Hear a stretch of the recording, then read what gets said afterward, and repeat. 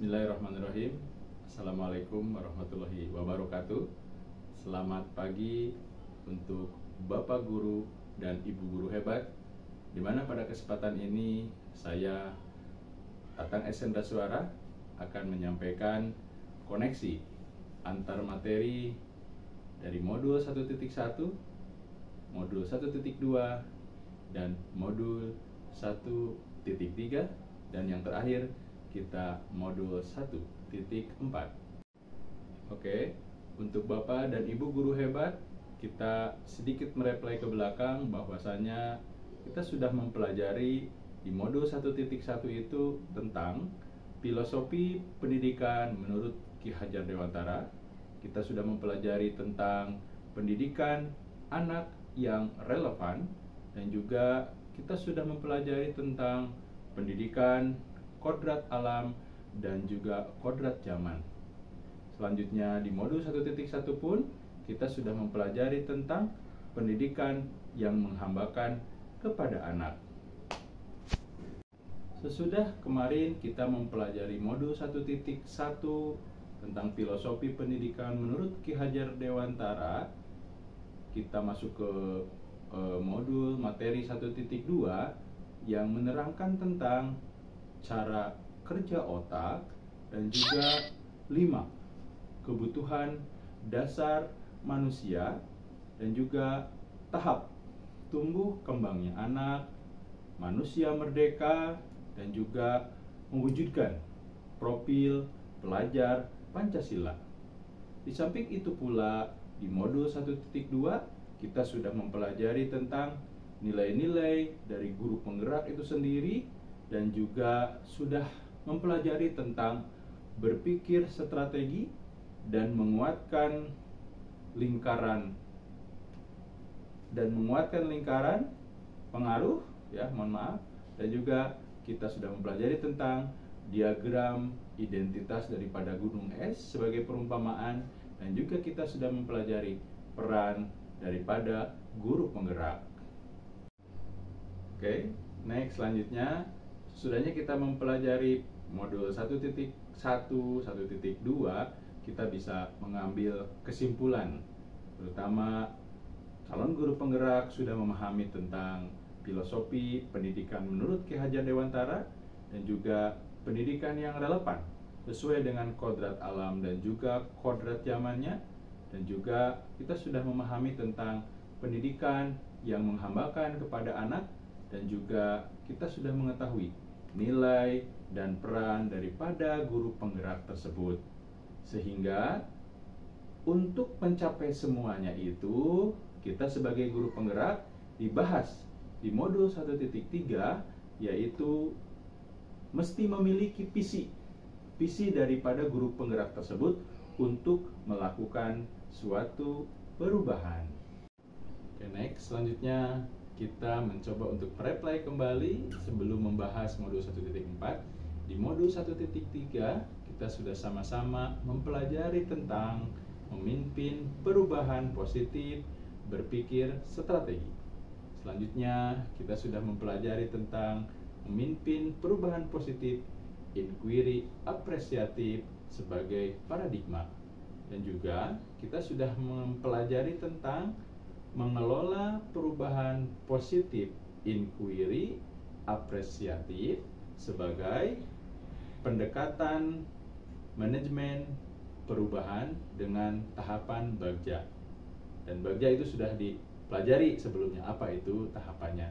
Berikutnya juga kita sudah memahami dan mempelajari mengelola perubahan positif, tahapan Bagjanya juga. Dan juga yang terakhir di modul 1.3 kita sudah mempelajari tentang mengelola perubahan positif dengan cara mengamati, meniru, dan juga kita memodifikasi. Oke, dari pemahaman modul 1.1, 1.2, 1.3, kita sudah mulai bisa menyimpulkan di mana kita sudah mencoba untuk membuat suatu misi perubahan yang harus kita lakukan. Jelas perubahan tersebut untuk apa? Jelas untuk supaya proses pembelajaran di kelas atau di sekolah itu menjadi aman, nyaman, dan tujuan daripada pembelajaran dapat tercapai. Oke, next selanjutnya, sesudahnya kita mempelajari modul 1.1, 1.2, dan juga 1.3, di mana semuanya sudah kita bisa rangkumkan bagaimana proses pembelajaran yang seharusnya kita terapkan di sekolah, baik itu pembelajaran yang memihak kepada anak, menuntun bagaimana cara menuntun yang baik, dan juga bagaimana kita membuat suatu visi perubahan ke arah yang lebih baik lagi untuk penerapan pola pendidikan di kelas ataupun di sekolah. Masuk ke materi atau modul 1.4, di mana di modul 1.4 kita akan bahas tentang budaya positif. Oke, di modul 1.4 ini kita akan lebih membahas penanganan permasalahan di sekolah, terutama untuk murid dan peserta didik kita. Ada satu pertanyaan sebelum kita masuk ke materi berikutnya. Yang pertama adalah, apakah Bapak dan Ibu setuju dengan pernyataan ini? Hukuman dapat mendisiplinkan anak. Kira-kira Bapak dan Ibu setuju atau tidak? Sekali lagi, hukuman dapat mendisiplinkan anak. Itu pertanyaan dari saya terlebih dahulu. Dipersilahkan Bapak Ibu bisa mencatat atau menulis jawabannya. Terima kasih Bapak dan Ibu guru hebat sudah menjawab dengan catatan bahwa dengan menghukum dapat mendisiplinkan siswa atau anak. Tapi ternyata ini boleh digarisbawahi Bapak Ibu guru hebat, ternyata pemberian hukuman akan berdampak negatif pada siswa. Kenangan tersebut akan terus teringat sampai pengalaman pahit, walau kelak mereka telah dewasa. Nah, lalu bagaimana kita bersikap sebagai guru ketika menemui siswa yang melanggar peraturan tersebut? Kira-kira bagaimana Bapak Ibu guru hebat menanganinya? Nah, inilah ide yang akan diangkat dalam teori budaya positif sekarang ini. Sekarang mari kita bahas, seperti apa sih aksi nyata disiplin positif yang merupakan unsur utama dalam terwujudnya budaya positif yang kita cita-citakan? Topik dalam disiplin positif yang akan kita bahas di modul 1.4 yang pertama adalah disiplin positif dan nilai-nilai kebajikan universal. Yang kedua adalah teori motivasi, hukuman, dan juga penghargaan, dan juga ada istilah restitusi. Di samping itu juga kita akan mempelajari tentang keyakinan kelas, dan kita juga akan mempelajari kebutuhan dasar manusia dan dunia berkualitas. Di samping itu juga kita akan mempelajari tentang restitusi, yaitu 5 posisi kontrol dan juga restitusi segitiga restitusi. Oke, yang pertama, pembelajaran pertama di modul 1.4 yaitu tentang disiplin positif dan nilai-nilai kebajikan universal, di mana yang kita akan bahas adalah tentang paradigma perubahan. Apa yang kita contohkan pertama kali?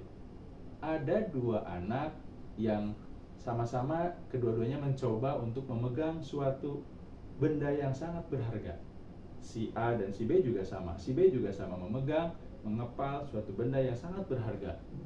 Apakah si B mampu untuk bisa membuka kepalan tangannya yang berisi suatu hal yang sangat berharga dengan rayuannya si B, bahkan mungkin dengan ancamannya si B? Termasuk juga sama, si B apakah akan membuka kepalan tangannya tatkala dirayu oleh si A, diancam oleh si A, bahkan dengan berbagai macam cara. Nah, kalau toh itu dilakukan oleh peserta didik kita ataupun oleh Bapak Ibu juga dengan teman-teman, bisa dicoba. Apakah Bapak Ibu akan mencoba itu membukanya? Bagaimana solusi? Bagaimana selanjutnya?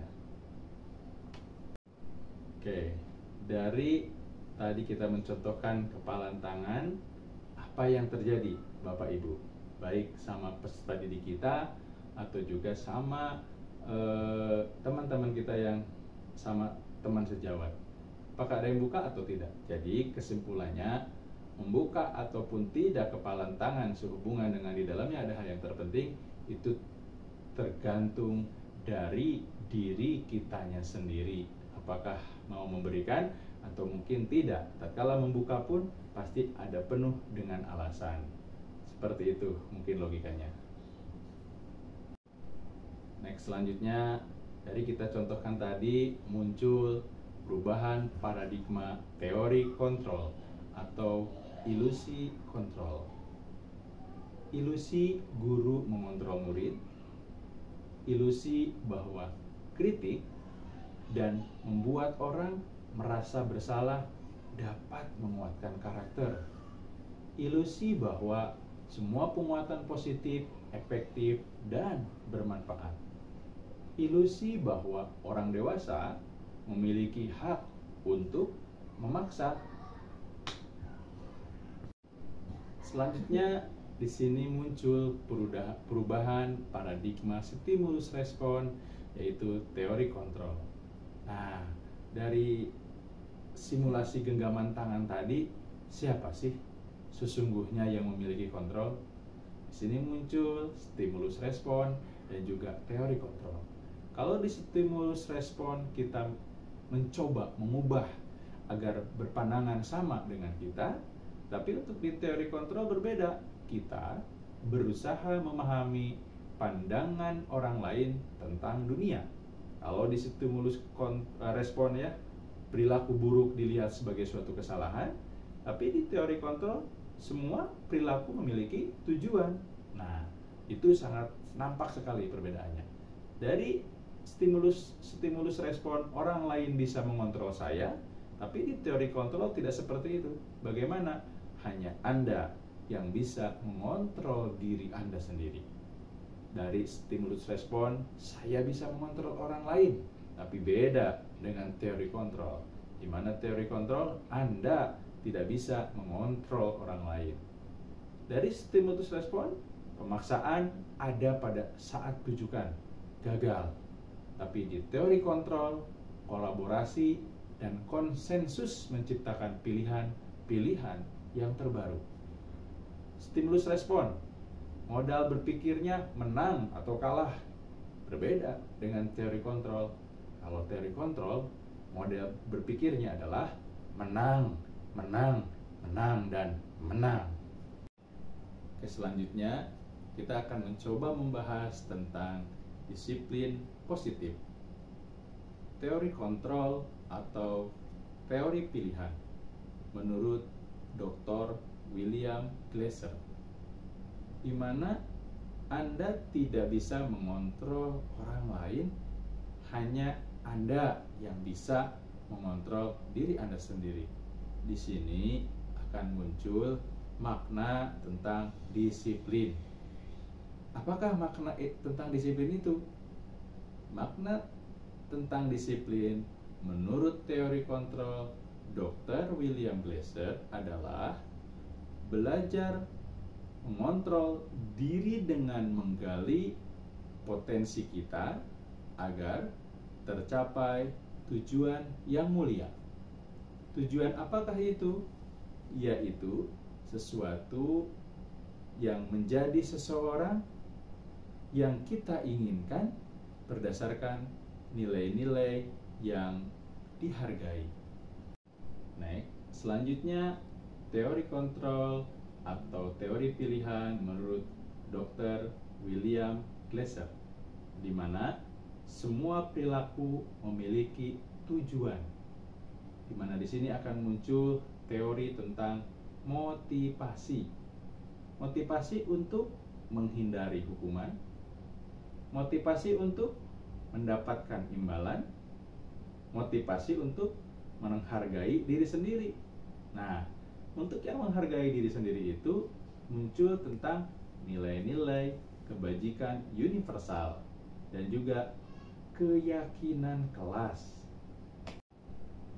Next, teori kontrol atau teori pilihan menurut Dr. William Glasser berikutnya adalah model berpikir menang, menang, menang, kolaborasi dan konsensus menciptakan pilihan-pilihan baru, di mana kita akan mengetahui nanti tentang 5 posisi kontrol. Apakah itu? 1. Penghukum. Yang kedua, pembuat rasa bersalah. Yang ketiga, sebagai teman. Dan yang keempat, sebagai pemantau. Dan yang terakhir adalah sebagai manajer. Bagaimana yang sebagai manajer? Di sini akan diterapkan sebagai materi atau teori tentang segitiga restitusi, menstabilkan identitas, memvalidasi kebutuhan, dan juga menanyakan keyakinan. Selanjutnya, teori kontrol atau teori pilihan menurut Dr. William Glasser, di mana realitas kebutuhan kita pasti berbeda. Kita berusaha memahami pandangan orang lain tentang dunia. Setiap orang memiliki gambaran yang berbeda tentunya. Nah, di mana di sini kita perlu memahami dan mengetahui tentang 5 kebutuhan dasar manusia. Apakah itu? Yang pertama, penguasaan atau power. Yang berikutnya adalah kasih sayang dan rasa diterima, kesenangan atau fun, dan kebebasan atau freedom. Oke, kita mencoba untuk mengetahui apakah makna daripada disiplin itu sendiri. Kita langsung saja ke budaya kita. Makna kata disiplin telah berubah menjadi suatu yang dilakukan seseorang pada orang lain untuk mendapatkan kepatuhan. Kecenderungan umum adalah menghubungkan kata disiplin dengan ketidaknyamanan, bukan dengan apa yang kita hargai atau pencapaian suatu tujuan yang mulia. Selanjutnya, kita akan coba bahas tentang nilai-nilai kebajikan universal. Nilai-nilai kebajikan universal adalah sifat-sifat positif manusia yang merupakan tujuan mulia yang ingin dicapai oleh setiap individu. Nilai-nilai tersebut bersifat universal dan lintas bahasa, suku bangsa, agama, maupun latar belakang. Setiap perilaku ataupun perbuatan memiliki suatu tujuan. Itu menurut Dr. William Glasser pada teori kontrolnya di tahun 1984 dengan mengaitkan nilai-nilai kebajikan yang diyakini seseorang, maka motivasi intrinsik yang akan terbangun sehingga menggerakkan motivasi dari dalam untuk dapat mencapai tujuan yang diinginkan. Itu menurut Diane Gossen.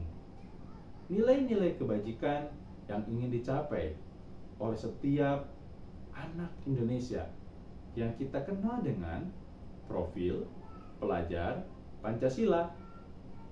Apakah itu? 1. Beriman dan bertakwa kepada Tuhan Yang Maha Esa. Mandiri, bernalar kritis, berkebinekaan global, dan juga bergotong royong dan kreatif.